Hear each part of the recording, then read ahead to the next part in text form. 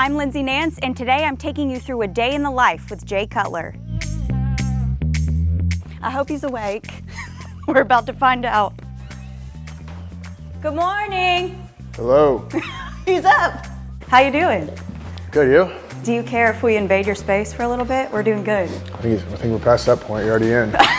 What are we eating for breakfast? Coffee, you want one? Yeah.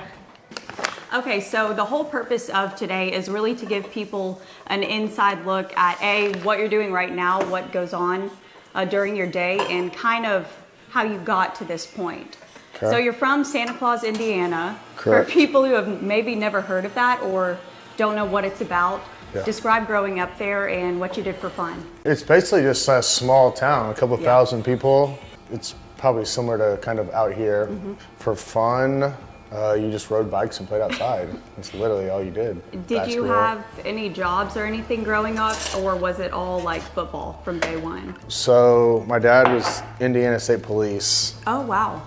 He had a concrete business on the side, kind of, because police didn't make any money back then. Mm-hmm. And they're still underpaid, but yeah. On the summers, I had to work construction and stuff like that with him, and then I was in the back of a trash truck one summer. It was an awesome job. Really? You liked it? Oh, loved it. It started like at 5 in the morning, and we were done, because I played baseball in the summer, and we were done by like 1 or 2. When did you start playing sports and realize that you were pretty dang good at a lot of things that you played? So I think I started with baseball and soccer first. Really? Yeah, and I was 5, 6 years old. And then I didn't start football. My first year of football was flag football in 4th grade. Mm-hmm. And then in 5th grade, me and 2 other kids in my class, we were gonna play tackle, and they had just started a league in our hometown. Yeah. But we went over to Evansville, which was like a 45-minute drive. Mm-hmm. And the 3 of us went over there. And so every day after school, either my dad or one of the other kids' dads or moms would drive us 45 minutes over there. And then they'd drive us home. So we'd have to do like our homework in the car and stuff. We did that for 5th grade, and then 6th grade I did it again. And then 7th grade obviously was in middle school, and then started playing for the school then. You were pretty cold at the other sports that you played too. All stayed in basketball, baseball, football. Why did you want to focus on football primarily? I liked basketball probably the most growing up when I was younger. Really? Probably my sophomore year, like football kind of clicked, and I was like, all right, this is more fun than the other 2. Mm-hmm. And then your senior year, a perfect season, right? Y'all went 15-0 or something like that. Something like that, yeah. We're thinking about going to Illinois, but then all of a sudden, Vandy comes out of nowhere. Yep. How did you make that decision to go to Vandy? I didn't even know where Vanderbilt was. Really? Honestly, I didn't know where Nashville was. Yeah. Because like up there, I was a Notre Dame fan, and then it's all Big Ten up there. So Vanderbilt called the school, and that's back whenever like they had like you guys might remember this, like the PA system over the loud over so everyone could hear it. And they were like, Jay Cutler, please come to the athletic director's office. And you're like, oh God. I was like, here we go. What did I do? Went down there, Jay Birch, great guy. And he's like, Vanderbilt's on the phone, they want to talk to you. Got on the phone, and he's like, hey, we watched your film. We don't think that you can play, we really like it, but we don't think you can play tight end in the SEC. And I was like, well, that's good, because I don't even play tight end. Okay, I was confused. No, so was I. And the guy's like, who is this? Yeah. And I told him, and he's like, oh, I was watching the wrong film. And that's back whenever you had like VHS tapes. So you just send off VHS tapes. A lot harder to get recruited. Oh yeah. And so he's like, well, I'm gonna watch your film, I'll call you back. I was like, no chance. Go back to class. A couple hours later, again on the PA, come to the athletic, go down there. And the guy's like, hey, we watched it, we really like it. He goes, we wanna offer you a scholarship. And this is over the phone. And I'm like, okay. He goes, but we need to know by the end of the day.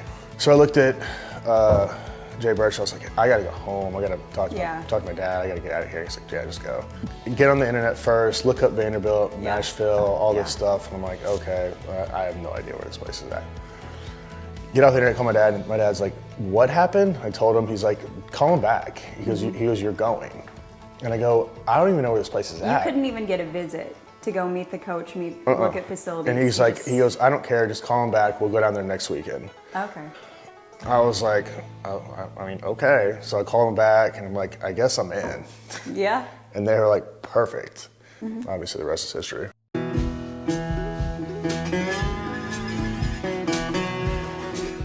Okay, so fast forward, we're at Vanderbilt now. You're a 4-year starter, set countless offensive records, never sit out an entire game due to injury. What did you think about your experience there, and what was that transition like going from a small town in Indiana to being welcomed into Nashville in that setting?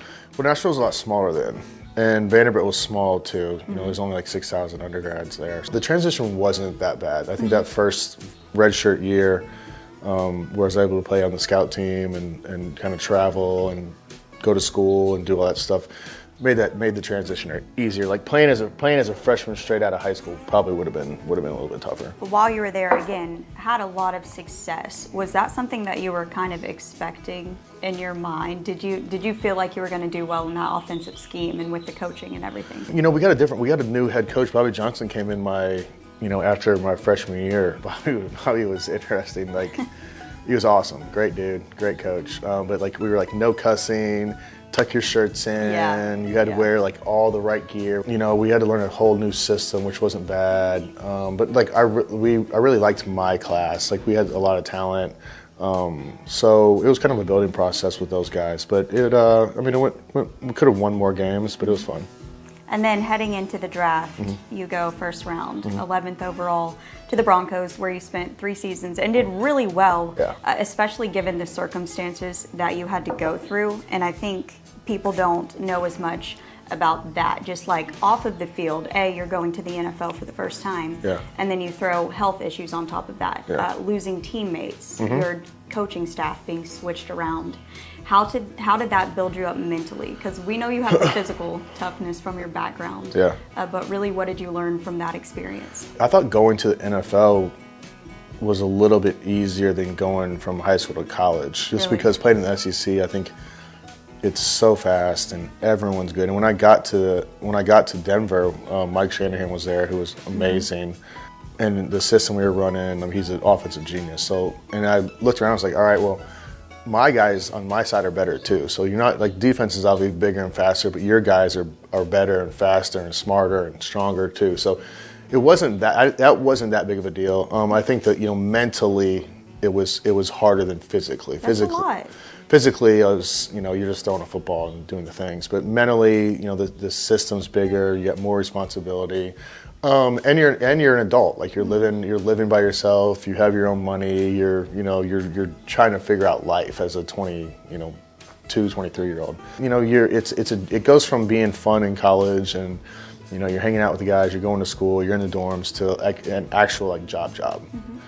And it's a business. And like that's the part that you've got to grasp pretty quickly. And then going into end of my second year, I lost, from the beginning of the season to the end of the season, I lost like 32 pounds. And then we went, after the season, they were like, you're just stressed out from the season, it's a grind, it's like the first year starting the whole season.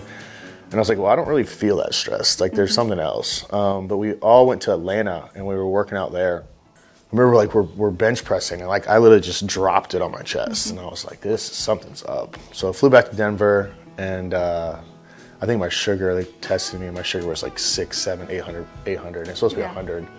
And they gave me insulin right away, and I was like, I don't even know what the hell this is. They don't know what type 1 diabetes is. But started using insulin immediately, and I think I gained like 20 pounds in like 5 days. Type 1 is there's a late onset, which I got, and then there's kids that have it at age 3, 4, 5, 6 years old. So, I would go to these events and hospitals and stuff, and you see a 4-year-old and their parents, and like the kids their parents trying to give them shots, trying to check their sugar. Like, I remember when the kids were young, like I always used to get scared. So like I would try to check their sugar and like just to make sure they were straight. Aw. And getting a little like 4-year-old to like so you could prick their finger. It's terrifying. Oh gosh, I mean it's brutal. So I had a lot of empathy for the parents that were kind of going through that, and the kids as well, obviously. We raised money, we did events for them. It was good. It was a good time. You mentioned Chicago. Leading into Chicago, that's really where you spent the majority of your career, 8 Yep. seasons with the Bears. A lot of offensive changes that you had to go through there. I mean, completely different change of pace from where you came from. Yeah. How did you adjust to that, and how did that make you better? I don't know if it made me better. Yeah, it was different. Going from Denver was with Mike Shanahan, and he ran the show from top to bottom. It was an offense-oriented system. Everything was kind of centered around the quarterback. He did everything possible. Where Chicago was just different. It was defense, and we had an unbelievable defense. Yeah. Lack and Briggs and Peanut, like all those dudes had been doing it for a while, and they were unbelievably good. Yeah. So offensively, it was just basically, hey, just score enough points to win, just don't mess it up, which was different. Still made it to the playoffs, though. Had a good run there. We had a good run one year.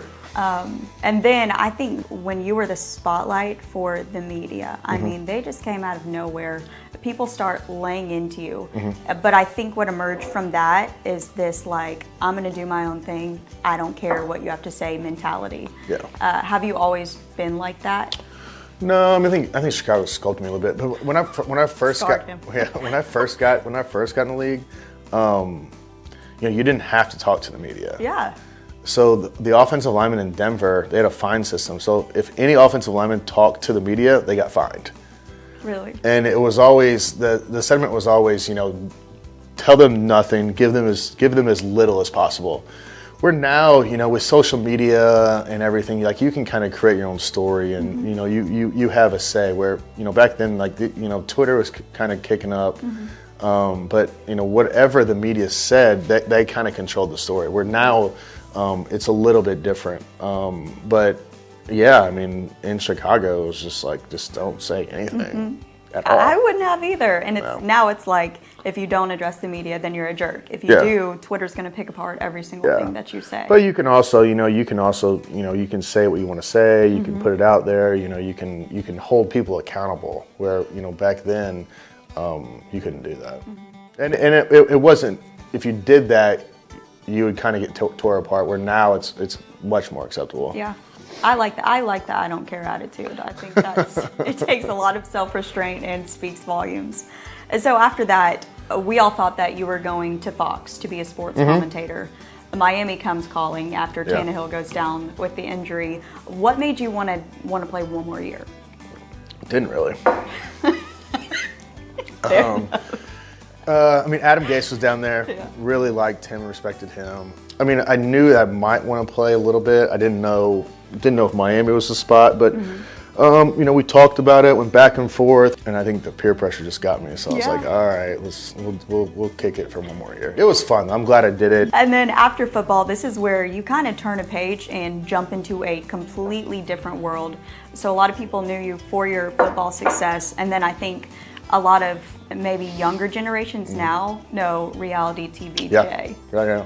How in the world did they talk you into doing that? And what was it like? Also didn't have a choice on that one. Kristen had been talking to them, and I mean, we went back and forth on it and shot a couple pilots and stuff, but it was happening. It was. I remember after the first season, I was at Frothy Monkey in Franklin. And this girl comes up and she's like, hey, can I get a picture? And I'm like, sure. She was like, I love you on the show. And I was like, oh my gosh, I'm not even, now it's completely changed. But it was definitely something completely different than I've ever done, for sure. Especially for your personality, like kind of staying low key and not wanting cameras in your face all the time. I think that's why it was surprising and hilarious to see that side of your personality. It wasn't as bad as I thought it was going to be, and it got easier and easier as we did it. Yeah, it was very entertaining to watch. Thank you. Say that. And then after that, we get into, I think, Cuts by Jay, your meat subscription service, and then Uncut, the podcast. Yeah. How did that changeover happen? Pat, LaFrida, who is probably the best butcher in the country, and he does a ton of meat in Jersey and New York. I think he provides like 2,000-3,000 restaurants. But he reached out, and so that was a no-brainer. And we had talked on the show about doing maybe a butcher shop. Yeah. But this was kind of an easy segue where I didn't have to do a shop and I could work with Pat. And so that's going. And then the podcast, they were on me about that for a while, and I didn't really want to do it. I still don't know if I want to do it, but I'm doing it. I kind of just gave in on that one too. I was like, all right, let's do it. Let's crank it up. But it's been fun. Like, I mean, today we have the guy that started Bulletproof Coffee. You know, we've done Tony Robbins. We've done Breland. We've done Ernest. I mean, we've done countless people, and it's been fun to kind of get to know these people.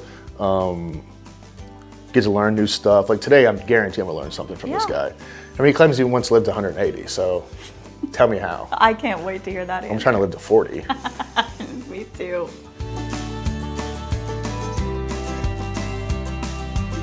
So the podcast thing, was that difficult? Like, was it harder than you expected?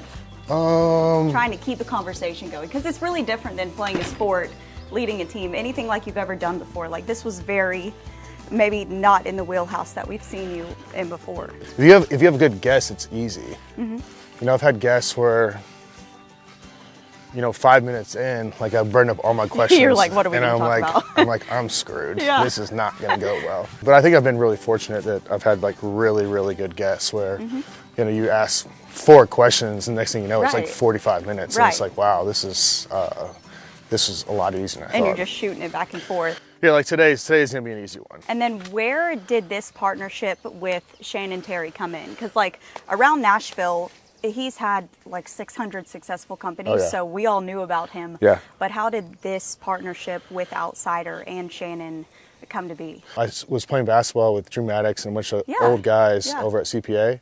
And he was playing, and we were playing like 3 times a week at like 6 o'clock in the morning. And then when COVID hit, we started playing 3-on-3 at Shannon's house. And I knew he was getting out of 24/7, and he kept telling me about, hey, we're going to do something, we need to do something.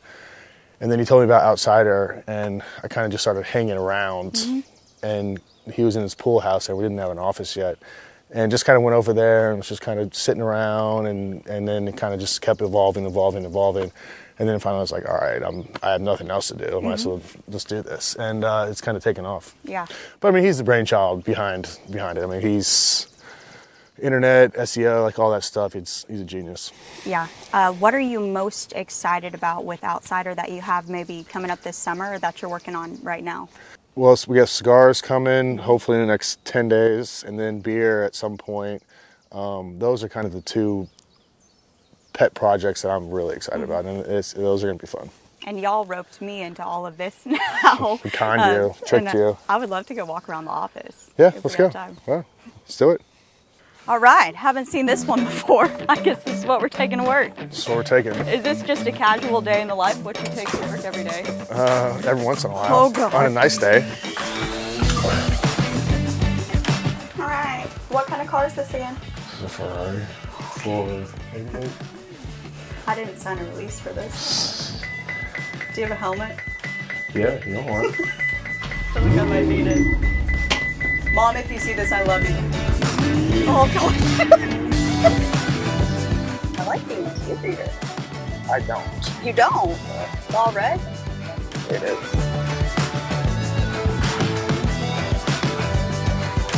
I've never seen you again. It's a nice work.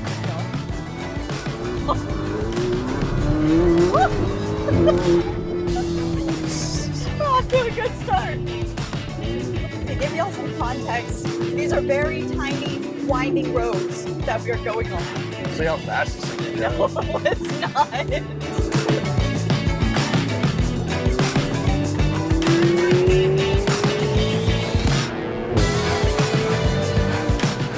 When you're alone in the car, what do you think about? How fast can I go? Are there cops ahead of me? Oh, God. We're passing someone. You could have at least warned me. It wouldn't be as fun then. Do you have any pet peeves, like things that you really Slow drivers. hate that make you so mad? just inefficiency. Like I just like to be as efficient as possible. So if someone's just and being late, I hate late. Yeah. I don't like the word epic. Like people say that means epic. I'm like, nah. I'll remember that. It wasn't epic. It was just another day. Worst experience during a football game? We're in Miami, and I cracked like 2 or 3 ribs right here.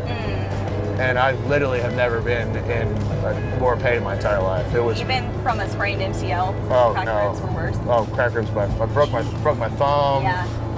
Cracked ribs was by far the worst. Not even close. I bet just because you can't like breathe. You can't breathe. You can't sneeze. You can't laugh. Oh. Going to the bathroom is you might as well just not. We have arrived.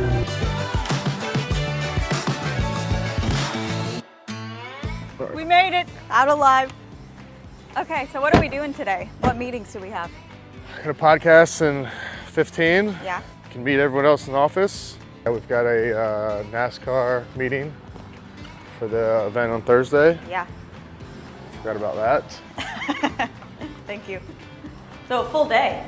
Full day.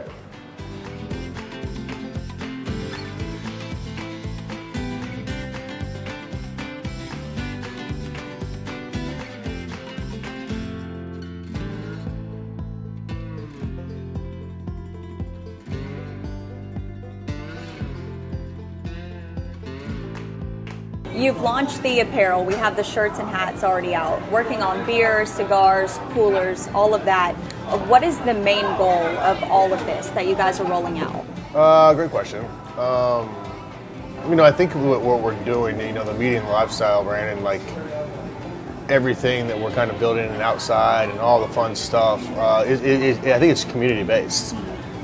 And bringing Jason on was so instrumental because like the Tin Roofs that they did, like there was a community there and people knew that, and that's why we're starting in Nashville because this is obviously our home, and building that community around Outsider and people that enjoy the things that we enjoy, and we're trying to give them first class products, and we love our beer, we love our cigars, we love everything we're doing. So that's the goal of kind of creating this community that everyone kind of surround themselves with, and we can all respect each other and have fun and enjoy the things that we enjoy.